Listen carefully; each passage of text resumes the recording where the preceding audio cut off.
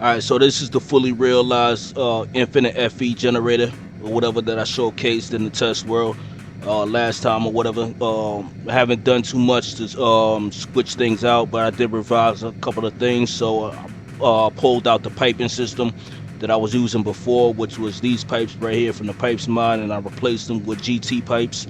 I had a lot of platinum laying around or whatever, so I just used the platinum for these pipes and all that. And the reason why I use these platinum pipes is because if I look it up real quick, uh, pipe item. All right, so the platinum pipes, these are what I'm using. The normal platinum item pipes, they can move 4 stacks per second. You know what I'm saying? The reason why I switched these pipes out from the old ones is because the old ones can't transfer the gems fast enough to every single engine. So what it was doing was, like, say if this one was getting amethyst, it'll fill up amethyst, and then the next time it'll get a couple of stacks of amethyst, it'll keep sending it to this one. You know what I'm saying? Without sending the gems to the other engines or whatever. You know what I'm saying? The lapidary dynamos.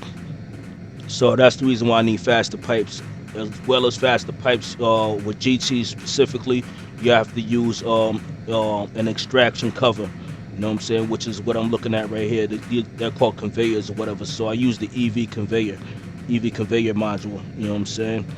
And the reason why I use that as well is because the EV conveyor module can transfer 3 stacks per second. You know what I'm saying? Those aren't these require titanium, at least 2 ingots of titanium or whatever. So that's not particularly cheap. I can do it now because I have the titanium, but that's all I'm gonna like invest into the system or whatever. So that's fast enough to actually move the gems around to every single lapidary dynamo. Like I said, these are still separated into two lines. One line is going to be for the diatron crystals, but I still don't have the setup for that. I will do that in the future. I feel like this system is good enough the way it is in order to get me to maybe out of IV and into the next stage. And hopefully I can use this for a while or whatever, because this is perpetual. It's infinite. You know, as long as I turn this, and it's independently powered. You know what I'm saying? As long as I turn it on, it's fine. You know what I'm saying? The power system right here for the deployer down there, and these are all self-powered with solar panel tools. You know what I'm saying? So it's infinitely powered. This generates more energy than the actual machine is actually using. And then my buffer is right here. These are redstone flux cells, which are batteries basically. So, you know, just to go over it quickly how it actually works. You know what I'm saying? Everything starts over here with the igneous extruder. This block right here that I'm looking at, that's the igneous extruder. I got 4 of them.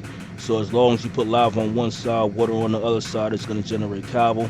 And that cobble gets pulled out from the piping system. The piping system is set to extract, which means it's pulling items out of the block, and it's going to send items into these forge hammers right here. You know what I'm saying? The 2 sets in the back, you know what I'm saying? These are 8 forge hammers. So the 2 double sets in the back are processing cobblestone into gravel. You know what I'm saying? And then I have it set to push that gravel to the next set, which is this block right here. It's gonna turn the gravel into actual sand, and the sand is what we actually need. You know what I'm saying? So if I look up sand and I go into the recipes or whatever, if you sift it, you'll get nether quartz out of it, diamond, amethyst shards, lapis lazuli, and emeralds, and that's exactly what we're doing down here. So we send all of that, you know what I'm saying, pull it all out of the second set through the yellow pipe, send it all the way into the deployer. You know what I'm saying? The deployer constantly pushes up the sand into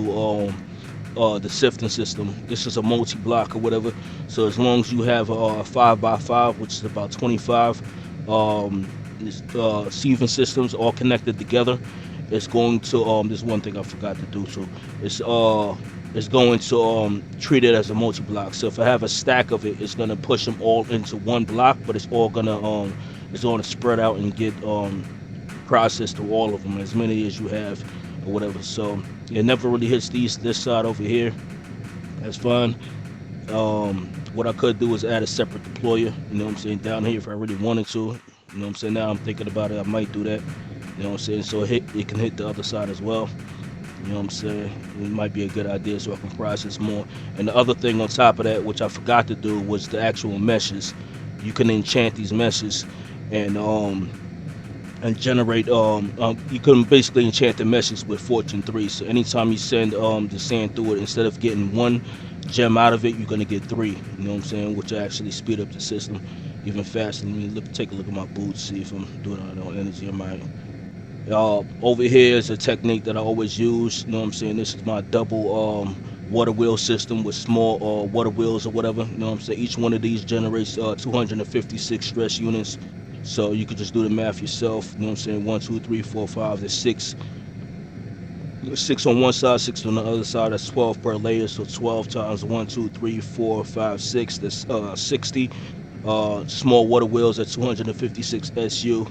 And I don't have a stressometer on there, you know what I'm saying? But I'm basically overpowering this. I don't even need to what's the name? But you need some of that stress unit for this right here, rotation speed controller.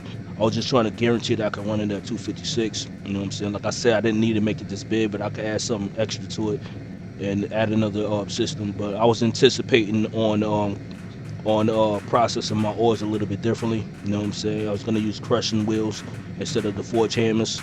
You know what I'm saying? That's why I actually did all this. But no, at the time I had something else I had to do, so I needed something that's gonna be a faster solution, more of a one block solution or whatever. So I just used the forge hammers and the energy converters and everything else. And yeah, and that's what it is. You know what I'm saying? So this is a combination of a couple different mods. Obviously, the create mod, vanilla Minecraft is in here. Tom Simple Storage for the inventory panel right here. The colossal chest mod for the colossal chest back there. We got the pipes mod right here. We have Greg Take right here, and we have thermal expansion. You know what I'm saying? As well as the solar flux reborn mod. You know what I'm saying? Going on. You know what I'm saying? We also have Flux networks in here, so it's a combination of a couple different mods. And this is, what I like to do or whatever. Just marry a bunch of different mods to make, a monstrosity. You know what I'm saying? Automated monstrosity. You know what I'm saying? But it's like to me, it's like functional art or whatever. You know what I'm saying? But like I said, I don't, I see people do builds like this, but I don't see people building like this and doing stuff like this. Because, in reality, the automation itself is actually simple once you understand all of the different components. It's just how I put it together, and that's you can see it with all of my builds. You know what I'm saying? But yeah, this was a fun little project. It took me about 40 minutes or an hour to actually design this. You know what I'm saying?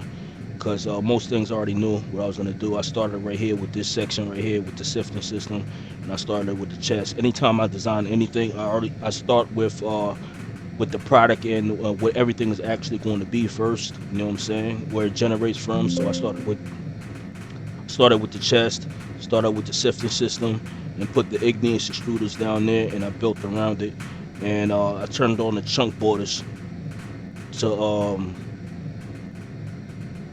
why the chunk board is not coming up?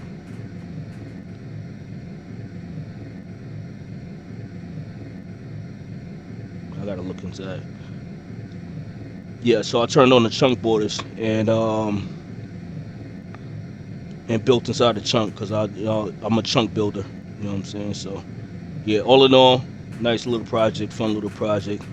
I need to check and see what I got going on in here. Yeah, so I just need to enchant the meshes. I'm probably gonna add a second deployer down here, and I need to recharge my boots.